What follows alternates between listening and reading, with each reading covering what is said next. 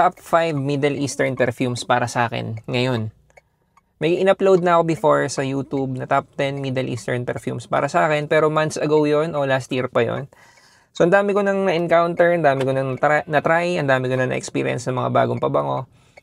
Naka-attend pa ako sa convention sa Dubai, naka-attend pa ako sa mga gala na may mga bagong launch na perfumes na Middle Eastern. So, it's about time siguro na i-update ko na. Kabanong pa sa kalye.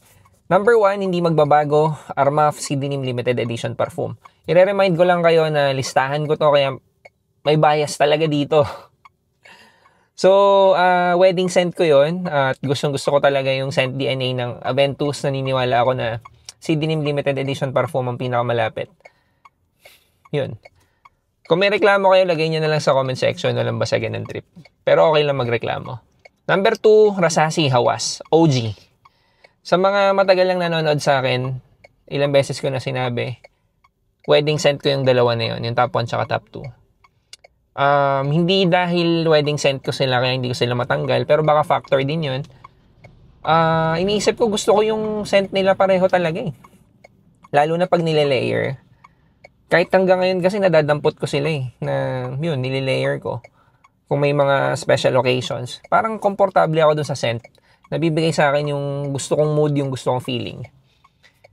So, yung number 1 tsaka number 2 ko, yun na yun. Ngayon. Kaya ako sinasabihan, yung number 3 hanggang number 5 dito sa listahan, interchangeable. Kasi mga bago to sa listahan, parang bigla ko lang naisip na parang sila na yung madalas kong ginagamit Tsaka na-enjoy ko yung mga scent nito. Number 3, Arabiat Prestige Marwa. Ilang beses ko na yata ito na i-post sa Facebook tsaka nagawa ng video. Kasi sobrang nag-grow talaga sa akin to. Yung amoy niya. Amoy malinis. Pwedeng ganun lang kasimple eh. Marwa, amoy malinis. Paulit-ulit ko sasabihin yung word na malinis sa Marwa kasi ang linis talaga ng amoy niya. Una kong naamoy yung Imagination ng LV, yung OG.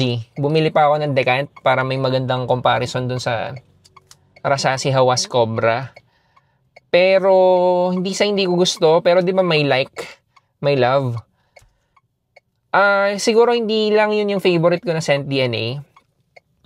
Kasi mas gusto ko nga yung scent DNA ng Aventus. So, nandun lang sa like. Naintindihan ko nung time na yun na, okay kaya to hyped.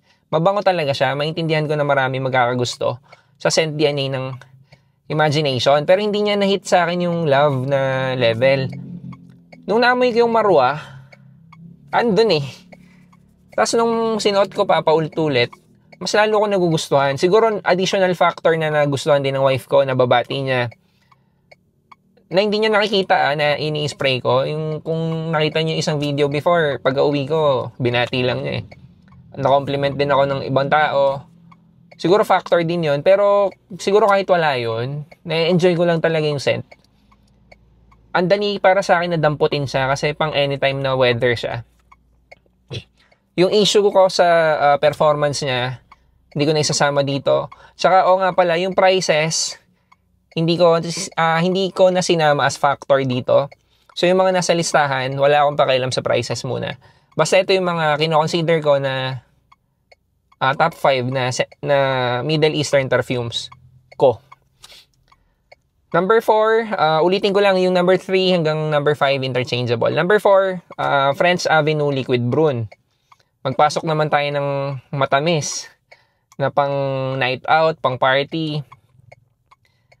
Liquid Brune, may Liquid Brune limited edition.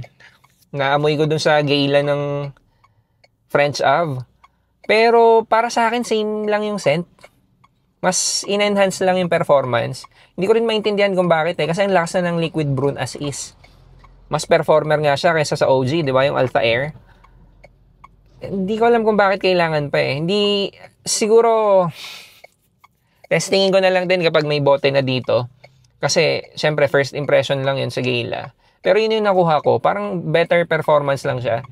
Yung scent niya, pareho pa din naman. Tingnan natin or amuyin natin pag nandito na. Number 5. Ito bago lang din na nagustuhan ko.